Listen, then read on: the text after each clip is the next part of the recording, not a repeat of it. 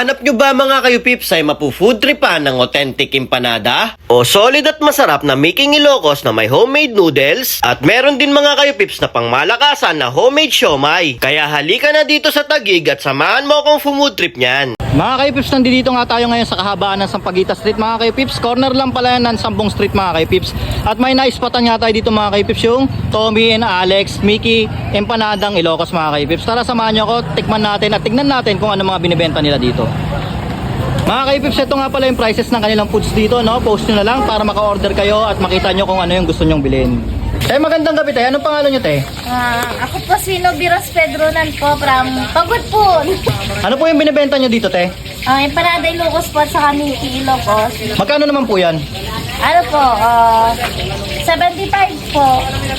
75 po? Opo. Ano po yung mga ano nyo dito? Special? Special, ordinary at saka overload. Yung overload po, magkano po? 135 po.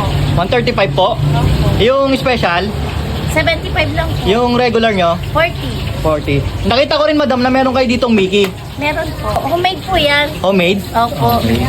Talaga ako pong gumagawa ng Mickey. Yun. Special din po yan ha. Opo. Anong oras po nag-open tong store nyo? 3 to 11 po. Ate, pa-order po ako ng empanada nyo tsaka ng Mickey ha. Sige po. Yun, thank you po. Yan mga kaibips, nandito nga tayo ngayon sa may Sampaguita Street, corner Sambong, at dinayo natin tong Tommy and Alex Mickey and Empanada Ilocos mga kaibips. Meron nga sila ditong empanada mga kaibips. Ito nga yung special na nagkakahalaga lang ng 75 pesos. Yan mga kaibips.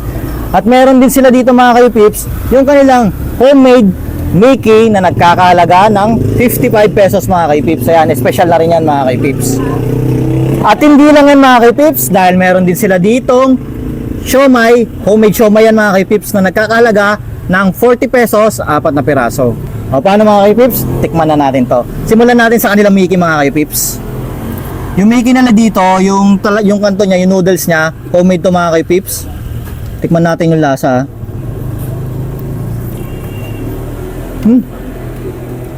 Ang linamnam. Sarap na Mickey nila. Ito mga kaipips, ano to ha? Authentic na Miking Ilocos to. Ayan o. Solid. Ang linamnam. Tsaka, yung noodles niya malambot talaga. Pero hindi siya sagi ha. Malambot siya, pero hindi siya sagi.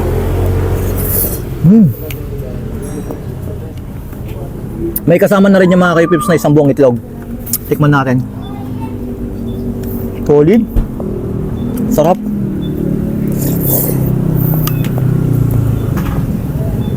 Walang halong biro mga kaipips. Solid yung Mickey nila dito. Syempre mga kaipips, sunod natin titikman yung kanilang empanada. 75 lang to mga kaipips, special. Ayan. Yakin natin oh. Ayan yung laman sa loob oh. Solid. Mga kaipips, yung laman nito, kakaiba to kasi hindi to yung papaya. Yung kanila dito, cabbage, tapos meron siyang munggo. Tapos yung yung itlog, yung fresh egg. Meron sila dito mga kaipips, ito yung sukang Ilocos. Tikman natin. Yun. Solid. Yung sukang Ilocos sila talagang amoy na amoy mo. Sarap.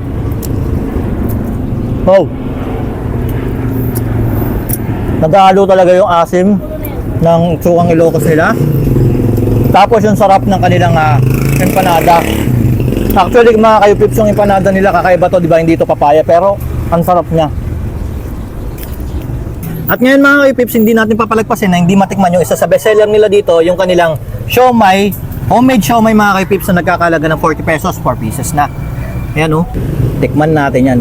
Ayan o.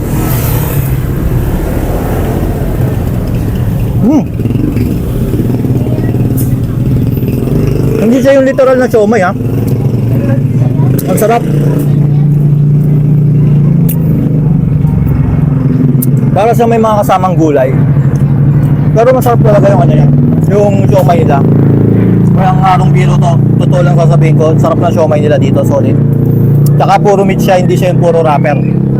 Wala halo. At yun mga kaipips na, pag nagkikrave nga kayo ng gantong Ilocos empanada, Miking Ilocos, at homemade siomay, dito lang yung mga kaipips sa kahabaan ng Sampaguita Street, corner Sambong Street mga kaipips. Makikita nyo tong Tommy and Alex Mickey and Empanadang Ilocos. Solid dito mga kaipips, hindi kayo magsisisi.